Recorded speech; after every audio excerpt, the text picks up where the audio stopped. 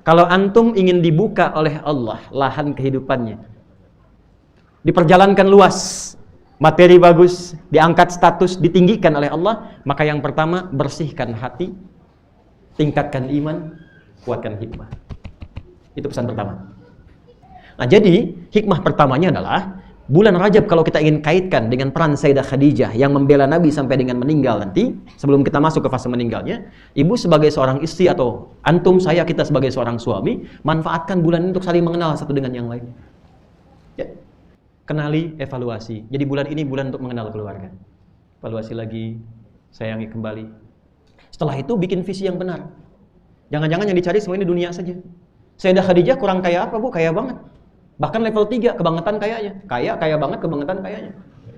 Tapi semua kekayaannya beliau paham fikihnya. Ini modal saya untuk mencari ridha Allah.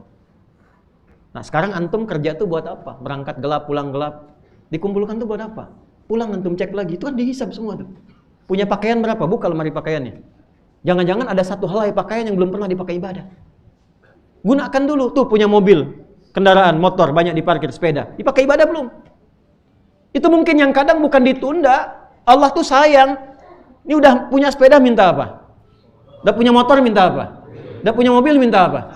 Antum tuh gimana? Sepeda aja belum pernah dipakai ke masjid, udah minta motor. Itu kan dihisab.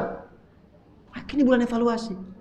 Cek lagi semua titipan Allah Subhanahu wa taala. Anak-anak nih, katanya pengen masuk surga, pengen hafal Quran, pengen dekat dengan Nabi, tapi Anda sekolahkan di tempat yang bahkan tidak mengenal Allah. Nggak ada pelajaran sholat di situ, nggak ada pelajaran Quran. Bagaimana hisabnya di akhirat nanti? Ud'u ila sabili rabbika bil hikmah. Orang-orang yang belum paham dengan ajaran Islam, dengan keindahan petunjuk Rasulullah SAW, ajarkan, terangkan pada mereka Islam dan ajaran Nabi, pertama dengan hikmah. Tausiah nomor 2, diskusi nomor 3. Pertama hikmah. Apa itu hikmah?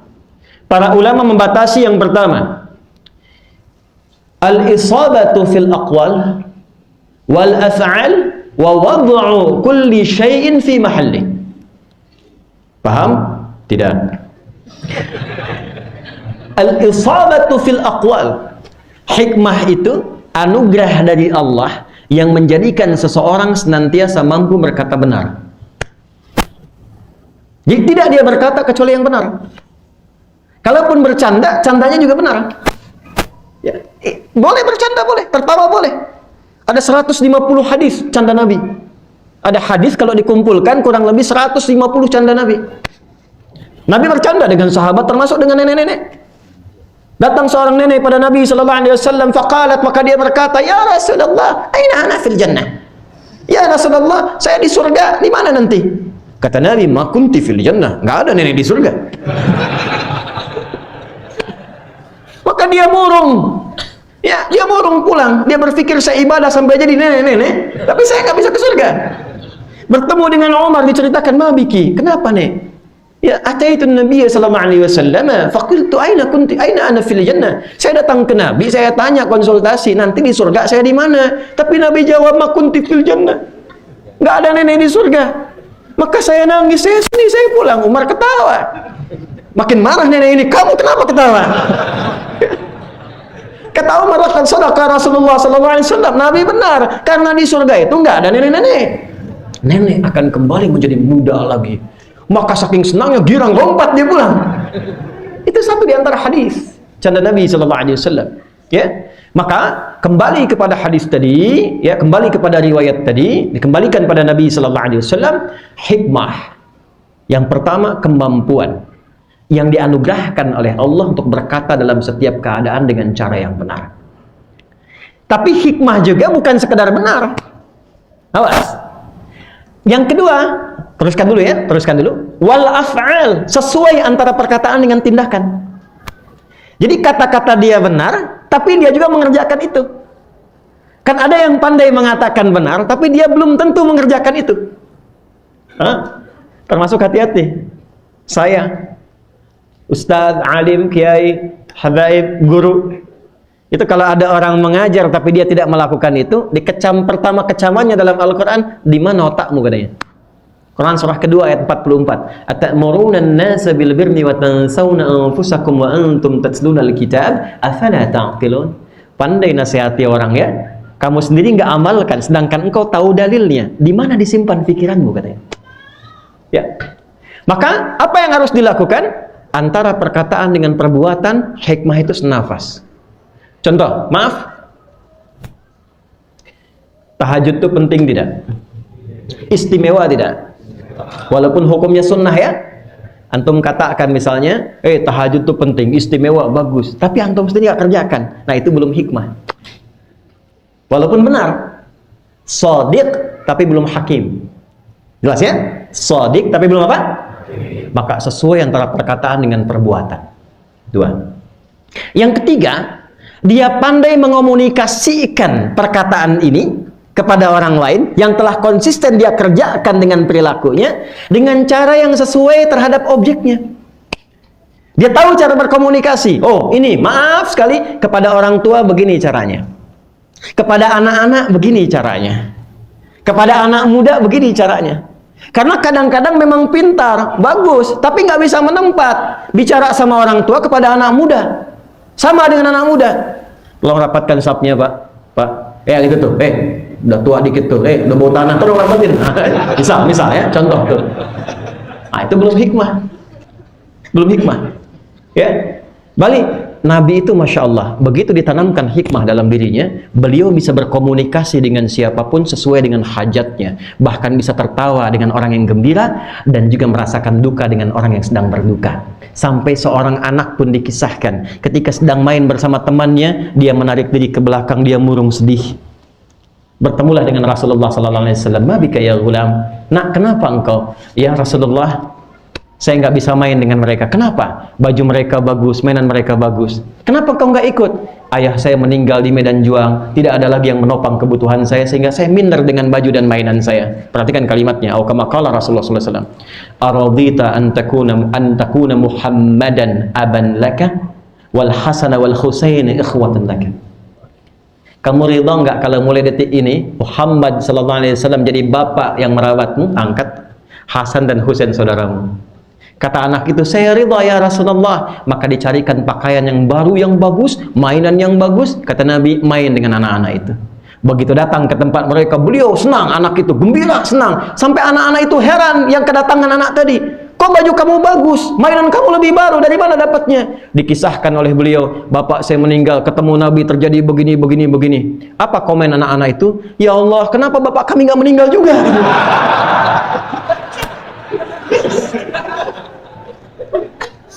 Tapi poinnya, bagaimana Nabi bisa menempatkan sesuatu sesuai dengan tempatnya. Dan itu universal. Maaf, berapa banyak antum yang sejak di bawah ketika naik ke atas bahkan tak kenal yang bawahnya. Padahal dia yang menaikkan antum ke atas. Antum yang di militer, naik sampai ke pangkat tertinggi, ingat nggak ke teman-teman antum yang sleting yang di bawahnya masih di bawah? Itu yang mengangkat antum. Antum yang di kantor jadi posisi sudah direktur, sedangkan teman-teman yang menopang antum dari bawah itu, ingat gak ke mereka? Atau jangan-jangan security yang antum telah bersahabat kenal pun ketika antum di atas nggak antum sapa? Inilah pra Isra Mi'raj, menjadikan kita lebih peka, lebih menyayangi dengan sesama. Dan yang paling menarik, sifatnya universal. Bukankah kalimat Quran itu ketika menunjukkan hikmah umum sifatnya? Coba tunjukkan ketika keluar, tetangga kita bukan hanya yang Muslim. Mungkin antum ada tetangga yang Kristen, ada yang Hindu, ada yang Buddha. Maka orang yang sudah punya hikmah, dia bisa menempatkan bagaimana nilai keindahan Islam bisa diletakkan dalam setiap pergaulannya. Antum di kantor, tempat bekerja, apakah semuanya Muslim? Sedangkan itu teman antum, divisi yang sama, di tempat yang sama, ngantor sama-sama, olahraga sama-sama, studi banding sama-sama. Orang yang punya hikmah, bahkan ketika diterapkan, dia menerapkan dalam konteks keduniaan, dia tidak bedakan siapa Muslim, siapa yang Muslim. Berapa kali pernah antum terapkan nilai Islam untuk mengajak dia makan bersama? Insya Allah. Ketika diajak, kenapa sih baik sekali antum? Antum jawab, Nabi yang menuntun saya seperti ini, Islam yang mengajarkan saya seperti ini. Sehingga kita temukan hadis-hadis itu banyaknya umum kalau berinteraksi secara sosial, dan ilmunya hikmah. Saya sering ungkapkan hadis ini. Pernah dengar nggak kalimat ini kata Nabi? siapa yang masak makanan baunya sampai ke tetangga. Hati-hati, antum punya restoran nih. Hati-hati, hati-hati tuh. Ya, siapa yang masak makanan baunya sampai ke tetangga, maka bagilah tetangga itu walaupun hanya antum hafal kuahnya tuh. Tapi tolong jangan baca pakai terjemahan ya, nanti salah dalam mempraktekkan. Maksud hadis ini bukan antum masak opor ayam, antum makan ayamnya, kuahnya bagi tetangga. Antum bagilah ke tetangga, tetangga tanya, kenapa cuma kuahnya? Hadis Nabi. Ada yang salah paham, ya, Nabi yang jadi tersangka tuh, hati-hati. Ya. Maksudnya adalah, sekalipun antum masak kuah dengan bumbu tertentu, dan itu visinya visioner ke depan, tanambu. Sekarang kan banyak ragam bumbu tuh. Bumbu rendang, bumbu opor, mungkin yang dimasak tempe, yang dimasak singkong. Jangan dia salah sangka dengan yang antum masak, bagikan supaya dia tak cium bau dan salah prasangkanya. Tapi pertanyaan syahidnya adalah, apakah hadis ini mengatakan bagikan hanya kepada yang muslim saja? Tidak. Ya, tetangga antum ada yang Kristen, jangan dilewatin, ketok pintunya. Selamat malam, malam Pak. Ya, ini ada rezeki. Apa itu? Opor ayam. Oh, baik sekali Pak. Bukan baik, Nabi yang mengajarkan saya seperti itu. Besok dia kembalikan pancinya, udah bisa assalamualaikum, assalamualaikum. Ketok, terima kasih Pak. Nah, mengembalikan panci. Oh sudah, enak sekali Pak. Cuma mau nanya, hari ini kira-kira Nabi mengajarkan berbagi lagi nggak?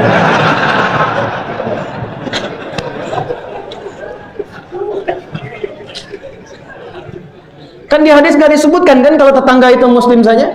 Jadi jangan sampai antum bagi yang non muslim dilewatin. Ini nih Pak Haji Komar, ini Pak Haji Rudi, ini Nyi Dasimah nih, masuk 1, 2, 3, 4, 5. Yang satu Kristen gak dikasih samping, Hindu gak dikasih.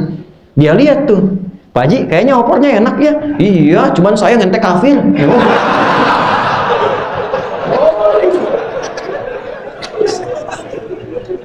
Ya, itu bab hikmah itu. Bab hikmah.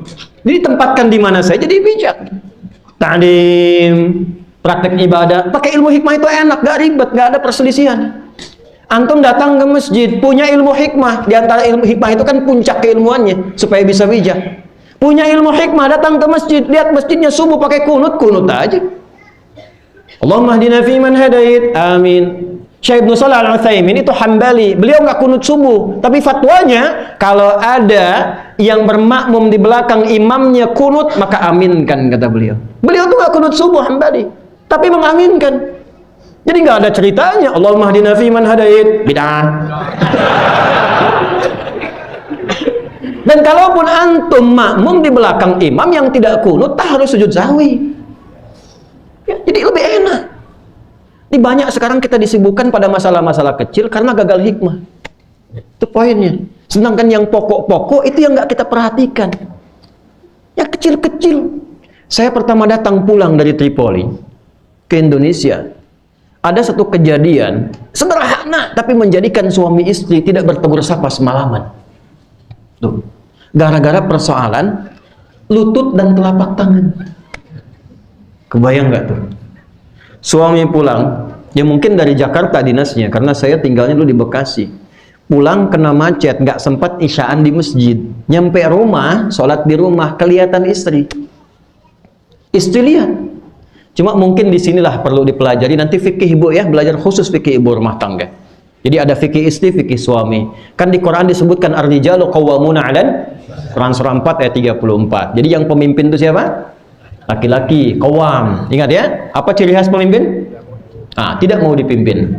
Ya, ciri khas pemimpin tidak mau dipimpin. Menerima masukan, tidak menerima saran. Harus ada muqaddimah. Ini begitu melihat suami, i'tidal sami'allahu liman hamida, rabbana walakal hamd. Dia turunlah suami itu pakai lutut untuk sujud. Istri melihat tertatap seperti ada amunisi. Ini problem nih. Banyak sekarang terlihat beberapa yang ngaji itu dapat ilmu tapi mengkreasikan ilmu itu sebagai amunisi. Ini yang salah. Maka begitu salam tanpa muqaddimah. Ini kisah nyata. Tanpa muqaddimah langsung dikatakan, papa salah tadi sholatnya. Suami defense. Kan? Emang kenapa mah? Harusnya dari i'tidal tadi, saat sujud bukan pakai lutut, tapi pakai telapak tangan dulu. Kata suami nggak mau kalah, mama yang nggak baca hadisnya. Rupanya dua-duanya itu nggak baca hadisnya. Nggak tahu juga. Besoknya ketemu saya, itu sampai nggak tegur sapa semalaman. Tidur tuh suami ke barat, istri ke timur. Semalaman, besok memutuskan datang ke tempat saya. Jadi begitu jumpa saya, cerita-cerita, saya senyum. Saya bilang, Pak Ibu, tahukah Bapak dan Ibu, masalah ini ada di kitab yang sama.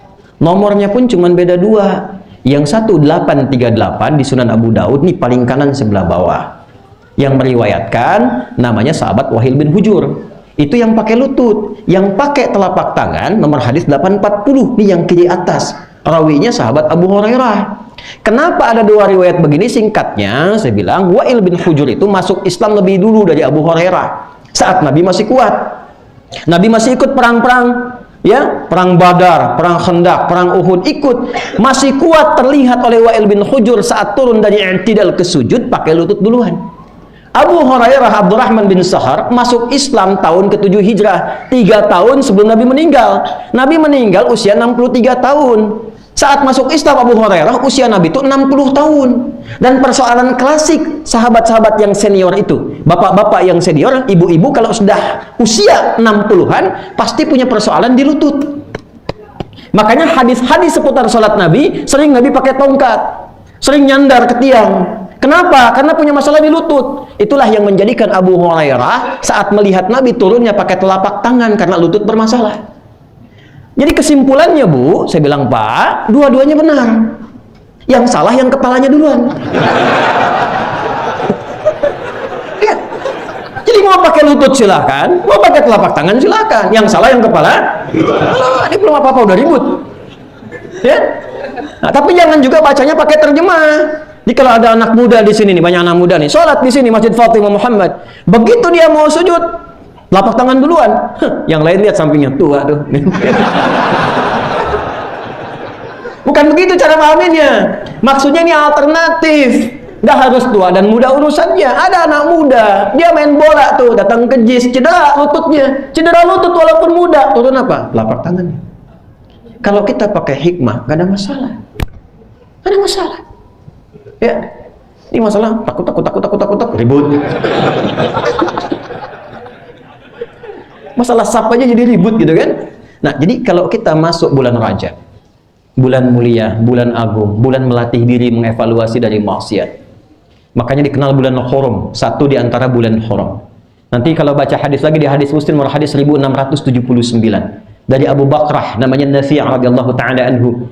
Nabi SAW bersabda, Inna zamana qad istadara ka hayati yawma khalaqas samawati wal arda minha arba'atun hurum. Tadatu mutawaliyat, Dzulqa'dah, kemudian Dzulhijjah, kemudian Al-Muharram, kemudian Rajabun Mudhar asy-syahrul ladzi baina Jumada wa Sya'ban. Bulan ini bulan berlatih menahan diri dari maksiat. Maaf, fatwanya Ibnu Abbas radhiyallahu taala anhuma, kalau ada sengaja muslim berbuat maksiat di bulan ini, Rajab khususnya bulan Hurum, maka dosanya 2 kali lipat dari hari-hari biasa. Nah, karena itu kita evaluasi diri dari ujung kepala sampai ujung kaki. Yang pertama, dapatkan ilmu hikmah.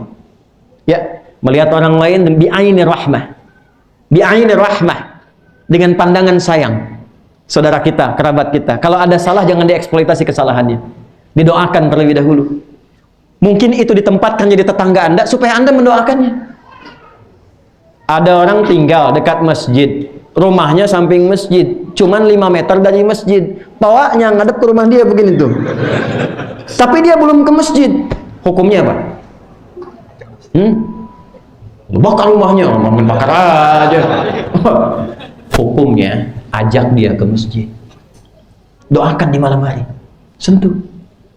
Bis itu datangi dengan baik-baik. Ustaz, ada satu kisah nih. Satu komplek mewah. Masjidnya bagus. Database-nya 90% muslim. Tapi yang ke masjid satu saf kurang. Disampaikan pada saya bilang begini, dah, nanti hari Sabtu habis subuh Database itu saya lihat kita kunjungin satu-satu, tapi antum bawa beli buah dulu nih malam. Di buah. Di subuh besok salat subuh nggak ada ceramah, datengin. Assalamualaikum Pak, Waalaikumsalam. Tumben kan? Apa? Mohon maaf, kami kira Bapak sakit, tadi nggak ada di masjid. Ini ada buah. Itu zuhurnya nggak ditungguin, nggak ditengokin, datang. Setelah itu penuh. Itulah hikmah. Itulah hikmah. Menempatkan sesuatu sesuai dengan tempatnya. Pulang dari sini, yang ibu itu ibu antum. Antum tuh anak. Maka bagaimana berkomunikasi kepada ibu supaya beliau senang? Hikmah.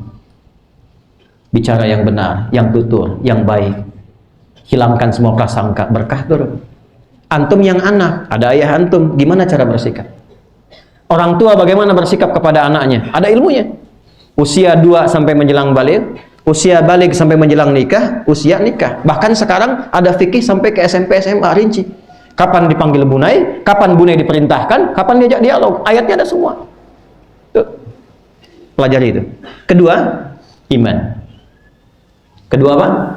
Iman. Bitastin mumtadiin. Ya, hikmatan wa imanan.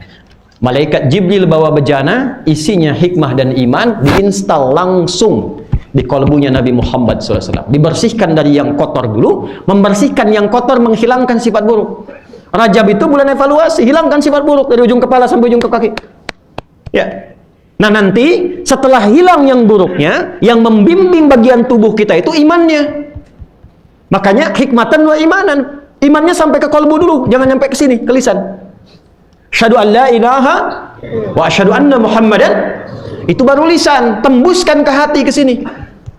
Itu yang dimaksud Quran surah ke-49 ayat ke-14. Qalatil a'rabu amanna qul lam tu'minu ya walakin qulu aslamna wa lamma yadkhulul imanu fi qulubikum. Masuk ke sini. Kalau iman sudah masuk ke hati, nanti di sini ada sinyal membimbing bagian tubuh semua bersikap. Cara ngeceknya bagaimana iman masuk ke kolbu, ke hati? Nah, nanti pakai Quran surah ke-8 Al-Anfal ayat kedua. Ya, innamal mu'minuna alladzina idza dzukirallahu wajilat. Ciri orang yang sudah punya iman di kalbunya, kata Allah, kalau disebutkan nama Allah, ada konfirmasi getaran dalam hatinya.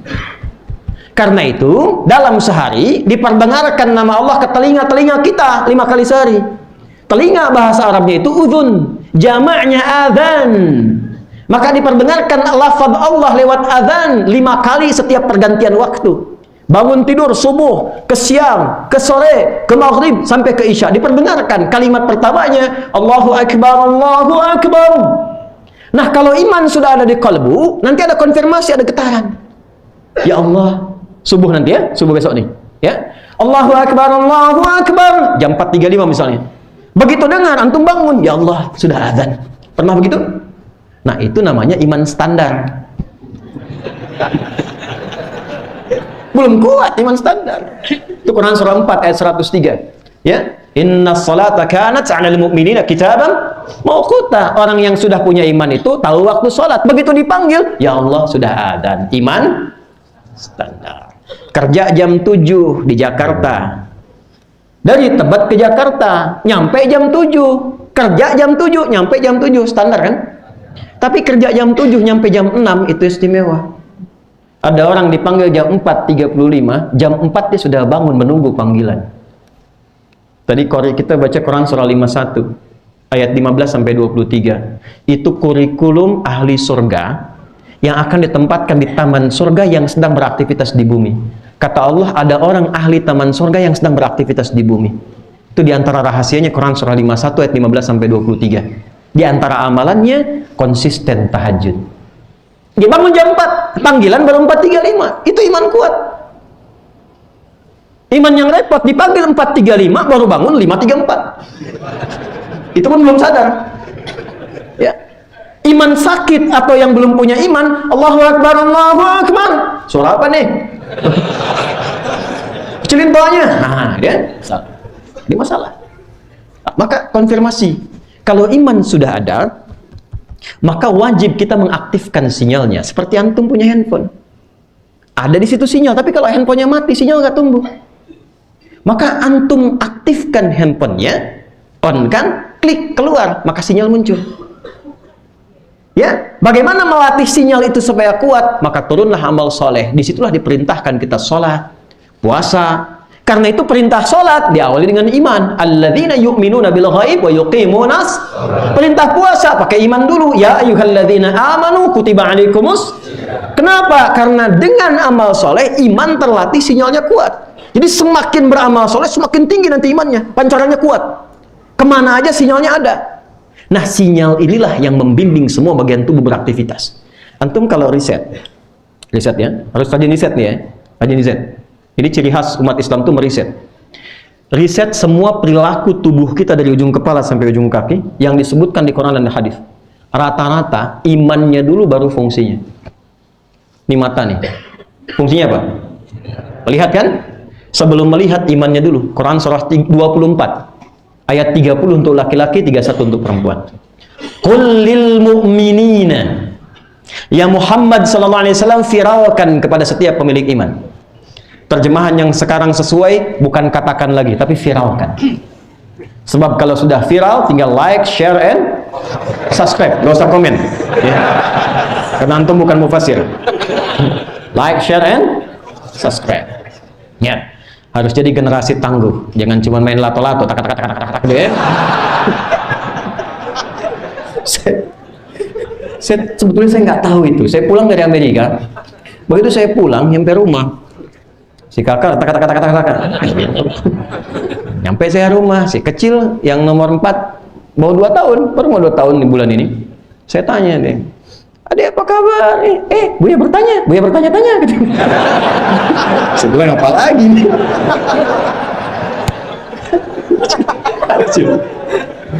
Ya aman.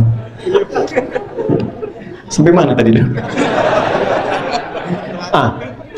Jadi ketika diinstal itu masuk dalam diri kita, dibimbing kullil mu'minina. Muhammad SAW viralkan kepada setiap lelaki pemilik iman, yaghuddu min absarihim. Imannya akan membimbing matanya untuk melihat.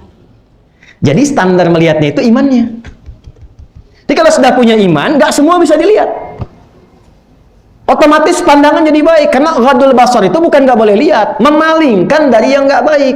Apa standar untuk menentukan baik nggak baik itu? Imannya. Karena kalau pandangan, semua orang punya pandangan. Manusia bisa melihat sepanjang berfungsi dengan baik. Tapi kan yang dilihat itu semua bisa dilihat. Iman yang memberikan nilai. Ini lihat, ini jangan. Jadi ingat ya, ghadul basar itu bukan nggak boleh lihat. Saya 2002 ke Jogja, ada seorang perempuan naik sepeda. Begitu naik, salah baca tafsir ghadul basar. Dia di pinggir jalan raya, ngelihatnya ke bawah begini. Saya agak khawatir ya, saya pikir ada sesuatu di depan bahaya gitu. Jadi boleh lihat, ketika yang dilihat tidak sesuai dengan kualifikasi iman, palingkan. Gitu. Perempuannya begitu, ayat 31-nya kan perempuan. Wa qul lil mu'minati, katakan pada perempuan-perempuan pemilik iman, yaghuddna min absarihinna. Orang nggak punya iman, lihat gambar yang terbuka, aurat terbuka, dia biasa saja karena nggak ada iman. Nah, begitu ada yang terlihat tak baik menurut iman, kata iman palingkan. Bahkan lisan turun, imannya dulu. Quran surah 49 ayat 11 sampai 12. Ya ayyuhalladzina amanu, iman dulu. La yasra qaumin qaum. Hei para pemilik iman, jauhi kata-kata yang tak baik. Jangan saling mencela. La yaghtab ba'dukum ba'dha. Jangan gibah, jangan bikin hoax. Saya tidak, Ustaz, bagus. Enggak seperti ibu itu tuh. Ibu itu imannya dulu. Nah, kadang-kadang mata dengan lisan bisa bersamaan. Keluar dari sini, ada gambar depan, besar, terlihat ada aurat, palingkan. Lisan, wasari'u ila maghfirah. Quran surah 3 ayat 133. Astagfirullah. Salah ini. Dan dia nggak akan telat. Astagfirullah. Astagfirullah. Itulah iman. Ya. Coba kalau semua pakai iman, itu pasti akan akur, baik, lembut, nyaman. Ya, nggak ada yang aneh-aneh. Kadang-kadang menjadi isu karena terusak oleh perilaku. Sekarang penting kita tunjukkan pada dunia, Islam itu tenang, baik, bagus, akhlak yang mulia. Pupus semua kesan, bom sana, bom sini, tembak sini, sini. Yang nggak sesuai. Hati-hati ya, kalau ada yang seperti itu, langsung tinggalkan. Itu nanti babnya hadis Muslim. Ada orang di penghujung masa ngaku muslim, saya bacakan hadisnya. An Abi Hurairah radhiyallahu taala anhu qala Rasulullah sallallahu alaihi wasallam. Satu kali saat sahabat sedang ngaji dengan Nabi sallallahu alaihi wasallam, Nabi bertanya, "Atadrunal muflis? Tahukah kalian orang yang bangkrut di akhirat nanti?" Qulna ya Rasulullah, al-muflisu fina ma la dirham lahu wa la mata'. Ya Rasulullah, menurut kami orang bangkrut itu yang tak ada uang sepeser pun, tak ada aset sedikit pun. Logis menurut hukum dunia. Kata Nabi, al-muflisu min ummati, orang bangkrut dari umatku itu. Nabi tidak mengatakan umatnya Musa dan Isa, tapi ada yang mengaku umatnya Rasulullah divonis bangkrut oleh Nabi saat kembali ke akhirat. Ya'ti yaumal qiyamati bi salatin wa siyamin wa zakatin. Pulang ke akhirat dapat catatan amal, rajin salatnya, rajin puasa, rajin zakat. Wa ya'ti qad syatama hadza. Cuman sayang, rajin juga mencela orang. Hati-hati tuh. Ya, antum ngaji, ikut pengajian, ada Qur'annya, ada sunnahnya, belajar, tapi pulang dari situ sering mencela orang. Wa kadzafa hadza, nuduh orang. Wa daraba hadza, senangnya kelahi melulu. Wa safaka dama hadza, puncaknya ada yang menyebutkan nama Allah, bersamaan dengan itu melakukan tindakan yang sangat dilarang dalam Islam, menumpahkan darah. Nyebut nama Allah dengan bab yang tidak dibenarkan, bukan fikihnya. Dan kita tidak ingin terulang ya waktu kejadian bom Jalan Tamrin tuh. Saya di Lampung tuh. Ya Allah, pertanyaan pertamanya, Ustaz, apakah bom di Jalan Tamrin termasuk jihad fisabilillah? Saya menghela napas, saya bilang, Pak, sependek pengetahuan saya, jihad fisabilillah itu adalah jihad di jalan Allah, bukan di Jalan Tamrin.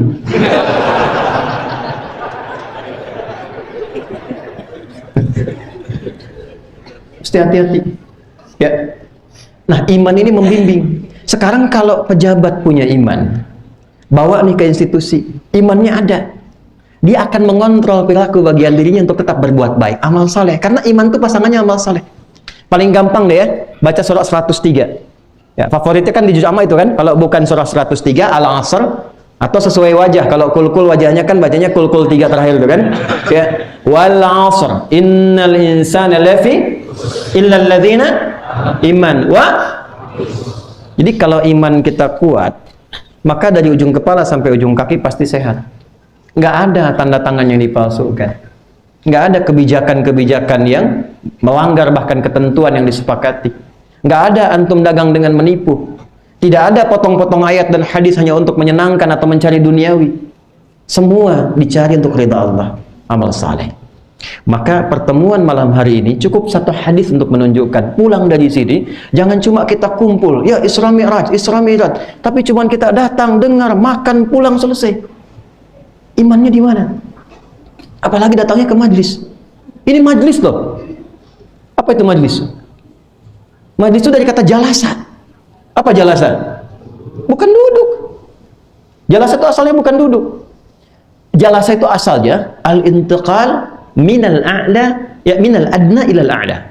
Perpindahan tempat dari yang rendah ke tinggi. Lawannya disebut qa'ada, perpindahan tempat dari tinggi ke rendah. Jadi kalau saya berdiri kemudian saya duduk begini, itu bahasa Arabnya bukan ijlis, yang paling fasih uqud, sifatnya qu'ud. Karena itu orang yang nggak bisa sholat sambil berdiri, dia duduk. Bahasa Qur'annya bukan julusan tapi qu'udan. Ya? Quran surah 4 ayat 103, فَإِذَا قَضَيْتُمُ الصَّلَاةَ فَاذْكُرُوا اللَّهَ قِيَامًا وَقُعُودًا.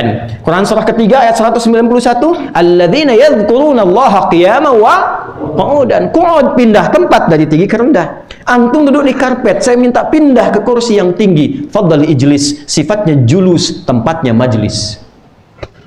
Kenapa tempat belajar ilmu disebut dengan majlis, jamaknya majalis? Karena isyarat di Quran memberikan kesan, kalau datang ke tempat-tempat untuk belajar mencari ilmu, cari yang menaikkan derajat antum.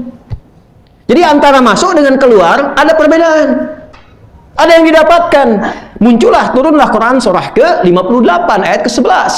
Ya ayyuhalladzina amanu, pakai iman. Tuh, ke majlis ilmu itu iman kita dipertaruhkan. Jadi iman itu menuntun mana tempat yang layak untuk jadi belajar di situ.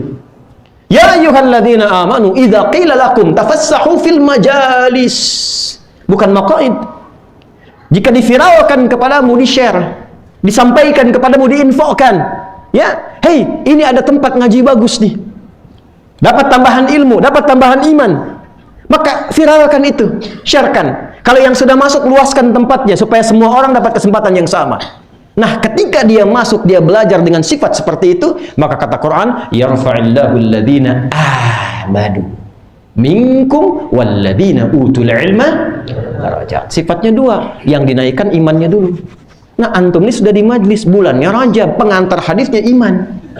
Jadi pulang dari sini yang dibawa imannya dulu naik. Jadi iman apa? Amal saleh meningkat, salatnya makin senang, nambah. Tapi harus pakai ilmu, ilmunya juga nambah. Kalau iman cuma nambah, ilmu nggak nambah, besok subuh jadi 4 rakaat. Semangat dia. Saya taubat ya Allah, saya berjanji tidak akan mengulangi. Subuh 4 rakaat dia. kan dulu ada kan kisah PKI itu begitu masuk penjara, ya saat disidang di mahkamah ditanya, saya muslim, berapa subuh? 4 rakaat katanya. Pakai ilmu. Nah, jadi pulang dari sini bawa iman. Kedua, hikmah. Baik dengan tetangga, baik dengan orang tua. Pulang dari sini yang punya masalah dengan orang tua selesaikan. Hei. Jangan datang ke sini senang, nyaman, enak, khusyuk, belum selesai dengan orang tua. Hati-hati. Yang punya masalah dengan istri, suami istri selesaikan. Dengan anak-anak selesaikan. Berdoa dulu supaya Allah melembutkan hatinya. Ya, setelah lembut hatinya baru bicara dengan baik, dengan nyaman. Ya, dengan pasangan hidup juga begitu. Ya, dengan calon-calon jangan berlebihan. Ya, ini akhwat-akhwat nih, kalau ada laki-laki anak muda bilang aku mencintaimu, nggak usah percaya. Ya, katakan padanya, buktikan kalimat cintamu dengan dituliskannya di buku pernikahan kita berdua. Bikin status tuh. Yang aku butuhkan BPKB kita, buku pernikahan kita berdua. Nah, jadi pulang bawa iman, bawa hikmah. Setelah itu masuklah babnya ke Siti Khadijah, Sayyidah Khadijah dan Abu Talib, paman Nabi dan istri Nabi sallallahu alaihi wasallam. Cuma kalau kita bahas ini bisa nyampe subuh. Sekarang jam berapa ini? Jam 9. Ya, saya bahas sedikit ya, 10 kurang seperempat ya. Saya bahas, kita punya seperempat lagi. Jam 11 atau 10? 10 kurang seperempat. Kita seperempat jam lagi selesai ya. Pakati dulu ya. Baik. Sejam. Baik. Fokus selesai. Jadi semangat Isra Mi'raj, pra-nya itu kalau ingin diangkat oleh Allah. Ini maksudnya. Isra itu diperjalankan, Mi'raj itu diangkat. Kalau antum ingin dibuka oleh Allah lahan kehidupannya, diperjalankan luas, materi bagus, diangkat status, ditinggikan oleh Allah, maka yang pertama, bersihkan hati, tingkatkan iman, kuatkan hikmah. Itu pesan pertama. 2, agak cepat. Sebelum Nabi berangkat ini, didahului peristiwa yang kedua. Meninggalnya istri beliau tercinta Sayyidah Khadijah radhiyallahu taala anha dan paman beliau Abu Talib. Saya mau bahas sedikit saja ya, supaya masuk ke bab rumah tangga, karena nanti Isra Mi'raj itu mengajarkan kerukunan dalam rumah tangga. Bab yang keduanya. Siapa Sayyidah Khadijah? Pertama, nasabnya mulia. Ketemu dengan Nabi di Qusay nanti nasabnya.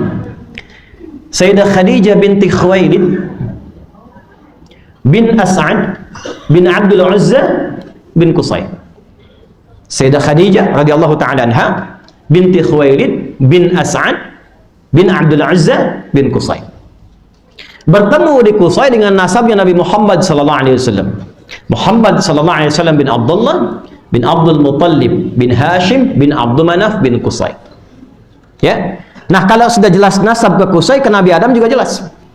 Muhammad sallallahu alaihi wasallam bin Abdullah bin Abdul Muttalib bin Hashim bin Abdul Manaf bin Qusay bin Murrah bin Kilab bin Ka'ab bin Ghalib bin Fihr bin Malik bin Nadar bin Kinana bin Khuzaimah bin Mudrika bin Ilyas bin Nizar bin Mudar bin Ma'ad bin Addan bin Addi bin Adri bin Muqawwam bin Nahur bin Tarikh bin Ya'rub bin Yasjub bin Nabit bin Ismail alaihissalam bin Ibrahim alaihissalam bin Adar atau bin Nahur bin Amir bin Kinan bin Arfakhshad bin Sam bin Nuh alaihissalam bin Mikhlail Matushalah bin Kinan bin Anwas bin Tith bin Adam alaihissalam.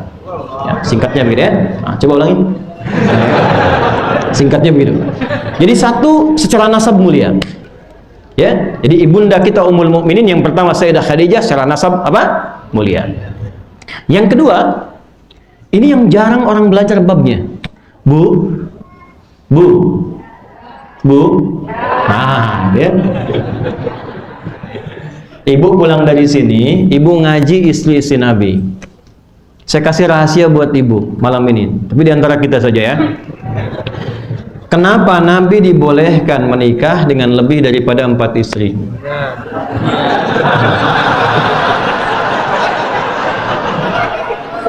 Tenang Bu, saya nggak akan bahas poligami, ibu tenang aja.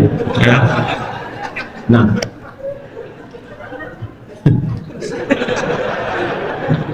makin malam makin aneh ya. Tapi saya lihat yang sini, masya Allah, wajahnya semakin bercahaya ya. Lampu dulu. Nabi diperkenankan menikah lebih daripada 4 istri karena ternyata semua istri-istri yang menyertai Nabi itu mewakili semua karakter perempuan di bumi. Itu hikmahnya. Makanya nanti ibu harus temukan kira-kira ibu mirip siapa gitu. Enggak, ini betul serius. Nanti ada yang mirip Sayyidah Aisyah, rajin pengajian, ngajar, semangat. Ya. Ada yang mirip Sayyidah Saudah binti Zam'ah, senang masak kue. Oh saya tuh katanya.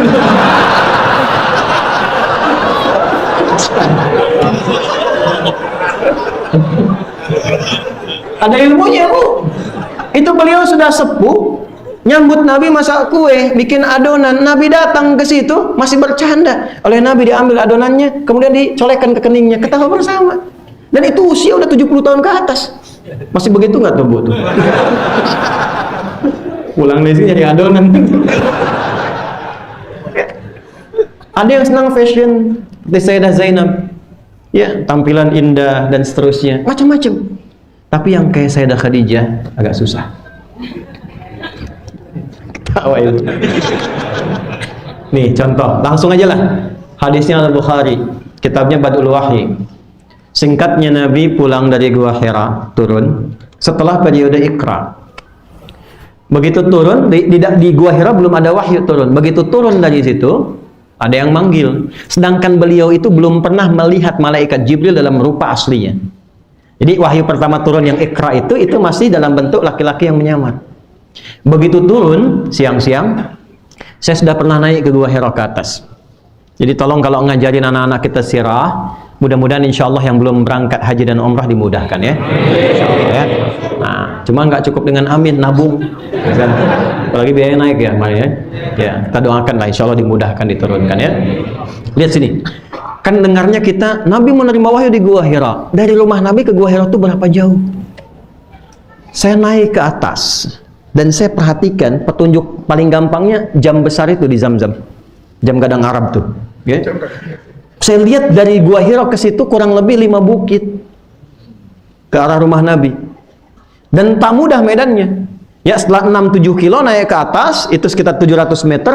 Dari puncak atas turun sedikit lagi ke bawah. Nah, dari atas ini ketika turun siang-siang, turun ke bawah itu, ya, nanti kita bisa membayangkan. Makanya Nabi kan mengatakan, ya, misal salah satunya, kalau ingin dikaitkan gitu, Allah mencintai mukmin yang kuat dibandingkan dengan yang lemah kan? Selain tafsiran kuat imannya, juga kuat fisiknya. Karena begitu medannya. Kuat Nabi itu, bergulat.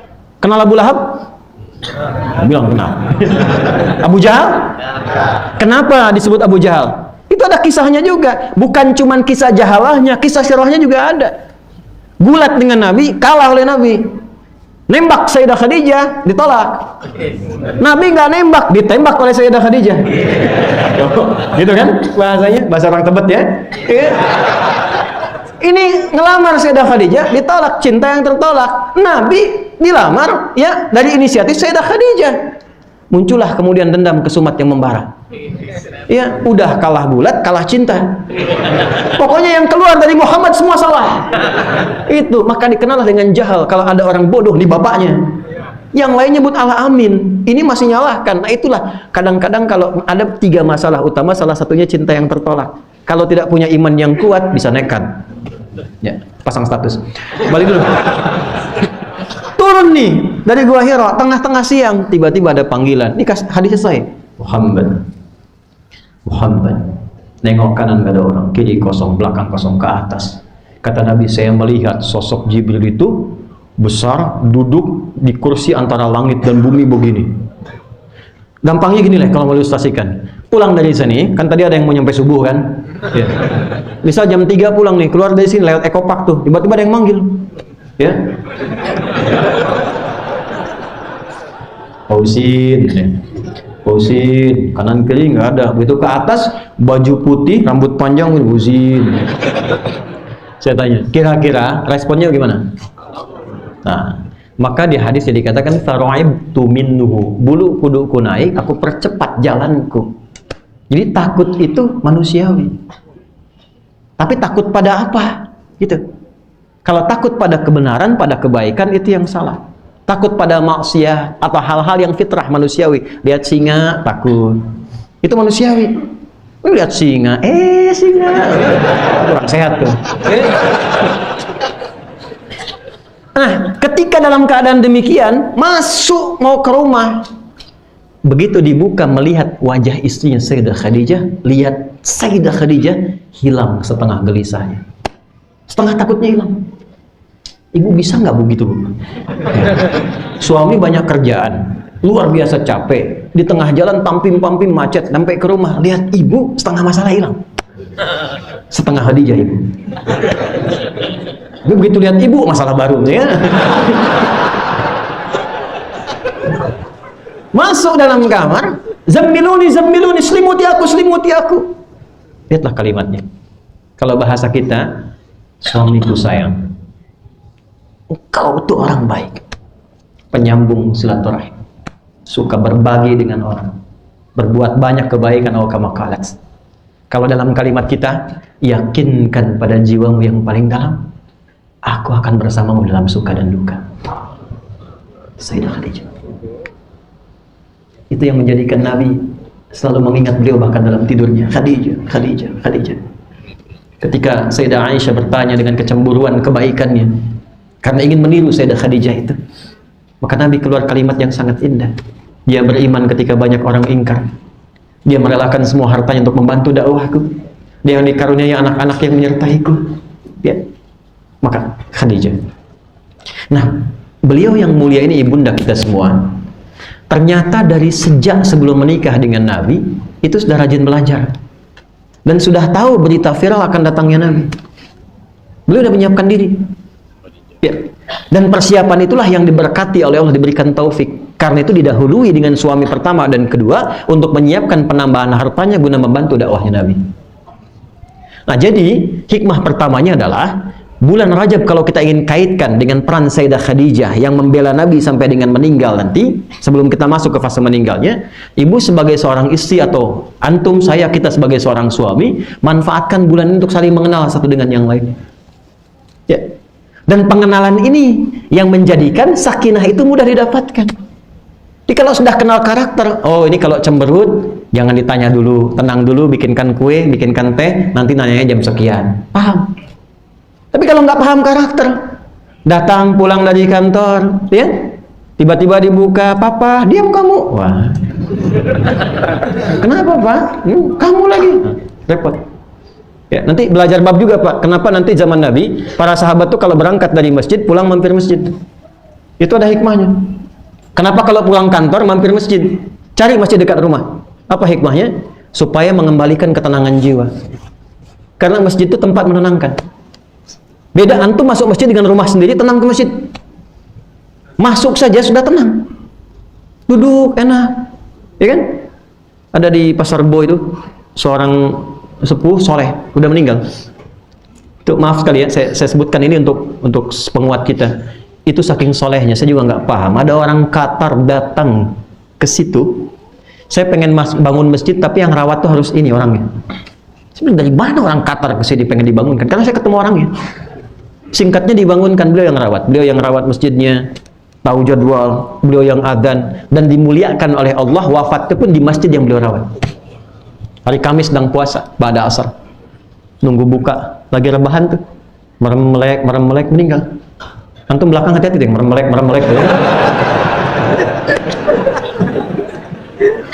Itu mampir masjid sehingga yang terbawa orang masjid.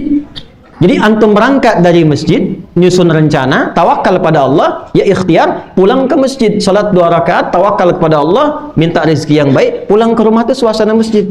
Nah, kadang-kadang yang kita nggak kadang nggak notice ya, nggak lihat dengan baik, ada yang menunggu kita pulang. Ini anak saya juga Pak, Ibu ya. Saya perhatikan, Masya Allah, anak 2 tahun, 3 tahun, kadang tahu bapaknya mengajar, dia nunggu sampai nggak tidur malam. Dan dia nggak kenal Ustadz, dia nggak pengen tahu saya siapa. Dia cuma kenal bapaknya, buyanya. Seumur-umur belum pernah saya pulang, anak saya yang kecil mengatakan, Ustadz, nggak pernah ada. Nggak ada. Saya pulang tuh selalu, Buya. Allahu Akbar, jam 10, jam 11 dibuka pintu, anak 2 tahun. Buya, peluk. Kuda-kudaan yuk. Ya, jadi kuda kita.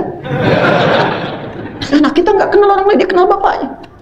Kadang anak menunggu bikin karya, pulang. Ya, kenali, evaluasi. Jadi bulan ini bulan untuk mengenal keluarga. Evaluasi lagi, sayangi kembali.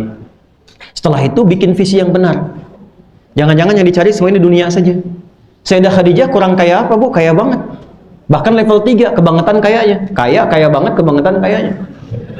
Tapi semua kekayaannya beliau paham fikihnya. Ini modal saya untuk mencari ridha Allah. Nah sekarang antum kerja tuh buat apa? Berangkat gelap, pulang gelap. Dikumpulkan tuh buat apa? Pulang antum cek lagi, itu kan dihisab semua tuh. Punya pakaian berapa Bu kalau lemari pakaiannya? Jangan-jangan ada satu helai pakaian yang belum pernah dipakai ibadah. Itu dihisab. Makanya kalau menggunakan yang baru, pakai ibadah dulu. Nanti hisabnya ringan. Dia yang bicara. Al-yawma nakhtimu ala afwahihim wa tukallimuna wa tashhadu bima kanu. Itu yang bicara nanti bagian kita ini. Gunakan dulu tuh punya mobil, kendaraan, motor, banyak diparkir, sepeda. Dipakai ibadah belum? Itu mungkin yang kadang bukan ditunda. Allah tuh sayang. Ini udah punya sepeda minta apa? Udah punya motor minta apa? Udah punya mobil minta apa? Antum tuh gimana? Sepeda aja belum pernah dipakai ke masjid, udah minta motor. Itu kan dihisab. Akhirnya bulan evaluasi. Cek lagi semua titipan Allah Subhanahu wa taala. Anak-anak nih, katanya pengen masuk surga, pengen hafal Quran, pengen dekat dengan Nabi, tapi Anda sekolahkan di tempat yang bahkan tidak mengenal Allah. Nggak ada pelajaran sholat di situ, nggak ada pelajaran Quran. Bagaimana hisabnya di akhirat nanti? Maka seketika meninggal itu, yang di luar pamannya, bentengnya Abu Talib juga meninggal. Singkatnya, semua meninggal, Nabi berjuang sendirian. Saya tutup babnya, ya saya langsung ingin pada 2 kesimpulan. Satu, kadang-kadang kita punya orang dekat dan kehilangan itu, dan menjadikan jalan kita lebih berat. Tapi fikih Isra Mi'raj mengajarkan, kadang-kadang kalau ada yang terdekat di antara manusia pergi dan hilang dari kita, boleh jadi itu tanda sayang dari Allah karena ingin membantu kita langsung oleh lakukan, tidak melalui perantara makhluk lagi. Jadi kalau Anda, maaf ya, proyek hilang, ya, ada sesuatu yang disayang hilang, boleh jadi Allah ingin mengganti dengan yang lebih baik langsung dari Allah, tidak melalui perantara manusia. Jelas? Baik. Yang terakhir, yang keduanya, setelah itu beliau ke Taif, merasa menemukan untuk orang-orang yang mendukung beliau. Nyampe ke sana, tiba-tiba dilempari. Dilempar, pakai batu, berdarah-darah. Dibentengi oleh anak angkat beliau, ya Zaid bin Harithah radhiyallahu ta'ala anhu. Singkat, berdarah, istirahat di bawah naungan satu pohon.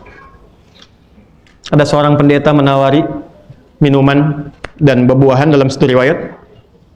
Maaf, malaikat penjaga 2 bukit Taif datang, mengatakan, ya Muhammad sallallahu alaihi wasallam, atau kama qala, angkat tanganmu ke langit, mohonkan kepada Allah supaya aku menghimpit semua yang melempar engkau itu dengan 2 bukit Taif sekalian. Apa kata Nabi? La fa innahum qaumun la ya'lamun. Tolong jangan lakukan. Mereka melakukan itu mungkin karena belum tahu saja. Aku bermohon pada Allah, kelak di tempat ini ada orang tua, laki-laki, perempuan, tua, muda, besar, kecil, yang mungkin kelak akan bersyahadat asyhadu an la ilaha wa asyhadu anna Muhammadan. Lalu perhatikan kalimatnya, perhatikan baik-baik. Ini yang ingin saya tutup. Ilahi ila man takiruni a ila qaribin yu'limuni am ila ba'idin yu'dhini fala ubali ma lam takun alayya ghadibah la hawla wa la quwwata illa billahil aliyyil azim. Ya Allah, setelah perjalanan yang bahkan melukai dan melelahkan fisikku ini, kemana lagi engkau akan tugaskan aku? Apakah tempat dakwah ini dekat dari sini dan di situ aku akan dilukai kembali? Ataukah masih jauh jaraknya aku tempuh dan di situ pun aku akan dilempari kembali? Aku ikhlas. Sepanjang satu saja, engkau tidak marah denganku. La haula wa la quwwata illa billah. Tidak ada daya dan upaya kecuali karena pertolongan. Boleh jadi dalam kehidupan kita ada yang tidak ideal yang kita rasakan. Mungkin ada celaan, mungkin ada gangguan, mungkin dalam pekerjaan bisnis ada hal-hal yang tidak kita senangi. Serahkan semua kepada Allah. Prasangka baik, atasi dengan kemuliaan. Jangan cepat berpikir yang tidak baik. Boleh jadi itu cara Allah untuk mengangkat kita ke tempat yang lebih baik dari sebelumnya. Justru karena doa Nabi itulah tiba-tiba datang undangan untuk menunaikan Isra dan Mi'raj. Maka setelah peristiwa itu digambarkan dalam Sahih Muslim nomor hadis 162, dimulailah kemudian peristiwa Isra Mi'raj yang disampaikan oleh Imam Muslim dari Syaiban.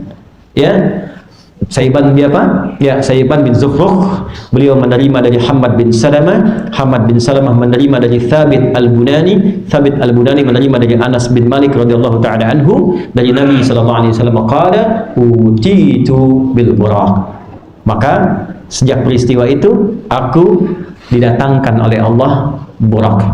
Di mana datangnya? Di tempat areanya sekarang di mana dekat Masjidil Haram. Suasananya seperti apa? Itu akan kita bahas nanti di lain kesempatan saat masuk materi utamanya.